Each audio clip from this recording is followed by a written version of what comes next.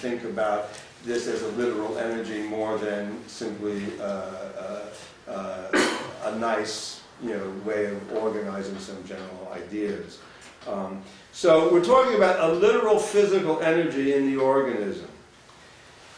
To me, it's always, I always would, love to know what would have happened. Reich died in 1956, 57, sorry, or became inactive in 56, and by 57 died. And this is just before the explosion of anthropological, ethnographic material, particularly in the area of hunting and foraging peoples. In 1963, Richard Lee and Irvin DeVore published an astoundingly important collection of papers delivered at the first conference on hunters and gatherers. It's now called Hunters and Foragers. There have been 3 or 4 volumes subsequent to that, in which is a total review of all of the hunting and gathering, hunting and foraging societies and studies, both in terms of paleontological evidence as well as archaeological evidence as well as contemporary ethnographic evidence, in looking at humans in nature. This is also in the 60s the explosion of the studies of animals in nature, particularly primatology. What this produces is a massive of evidence, a massive data that is extremely supportive of Reich's initial insights, particularly insights that develop in his response to a lot of the material that Malinowski, who became a close friend and colleague and was his sponsor here in the United States, bringing him over to the New School, where Malinowski was the head of the anthropology curriculum. So that's in terms of that research, much of what I'm presenting becomes clearly anchored in understanding of first what humans as what humans as animals, what we as animals are like in nature. Because the first and most important thing, it seems to me, to understand, and Reich was very clear about this, and he's clear about this in his discussions of Malinowski's work on the Trobrians, and Dr. Bennett referred to that, but I don't think emphasized it enough, is Reich says in the invasion of compulsory sex morality, or imposition of compulsory sex morality, that when you're looking at the Trobriand Islands, as much as we tend to romanticize them, these are really a much, much more sexually prohibitive and inhibited society. As great as they seem to us in our misery, the Trobrians were a very these were not hunters and gatherers. These were not simple humans in nature. Much of the kind of data that comes about through the hunting and gathering research projects, particularly the work that I work with closely with a number of the anthropologists who did a lot of the research among the remaining Kung bush people in the Kalahari, the last remaining nomadic groups before they were decimated. A lot of that material clearly shows a very, very different kind of human being in nature. It doesn't necessarily mean, you don't want to make the mistake that these are, we're not talking necessarily about what humans were like, 1.4 or 5 million years ago, but it's suggestive certainly of what humans are like when they live in direct relationship to nature, and probably much closer to what our organism is designed to be as a biological expression.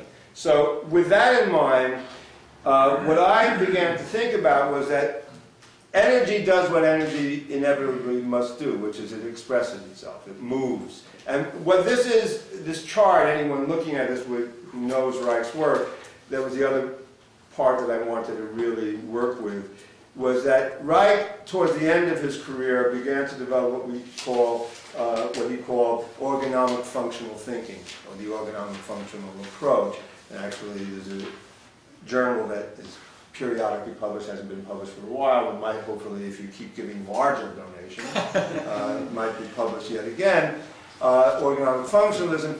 And here Wright talked about developing a way of understanding how basic movement, basic principles begin to produce various responses to problems or potential blocks or potential. So there are a lot of ways of using this approach towards analyzing any subject potentially. And Wright demonstrates this in various ways in some of his later writings or discussions or interviews.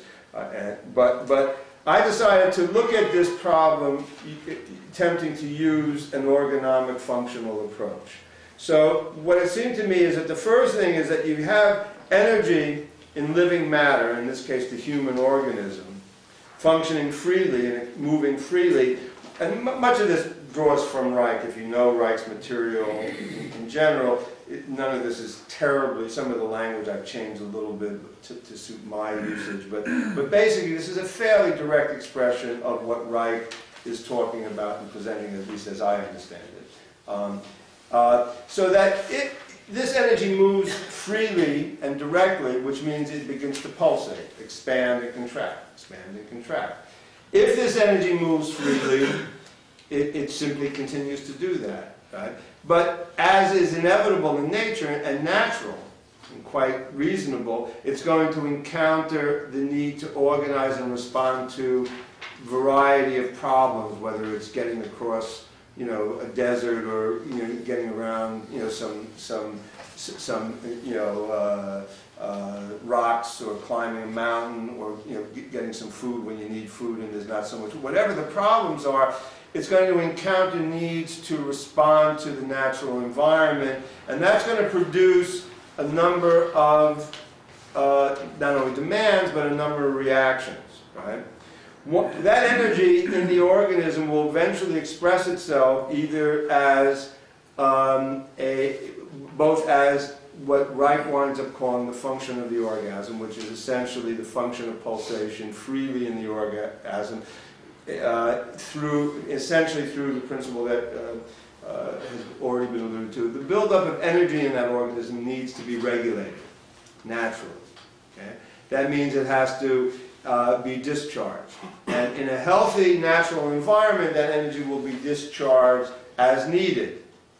I was just reading in the sexual struggle of youth, Wright talks about it's not any different than essentially scratching an itch, when it builds up. And often Wright was criticized for saying that it should become as natural as having a drink of water when you're really thirsty. He was often attacked for saying that he was trivializing sexual or natural function. All he meant was that if you're really thirsty and you get a drink of water, you know how good it tastes, and how good it feels, right? So there's that natural expression. That is still a natural expression of energy. The other reality is that in order to sustain the organism, the individual, in that natural environment, requires a social organization, meaning a organizing of the individual. We don't live alone, so we need to organize a natural, social, and cultural set of rules. Now, those natural or those social organizations in nature are very, very, simple responses to the environment. Basically, the rules what you need to know to be a member is that when we are going through a very bad period among the Kung, for instance, if we're going through a very, very, bad period of drought and we don't have too much to eat, there's always the mangango nut. Right? The mangango nut is possibly the most nutritious food known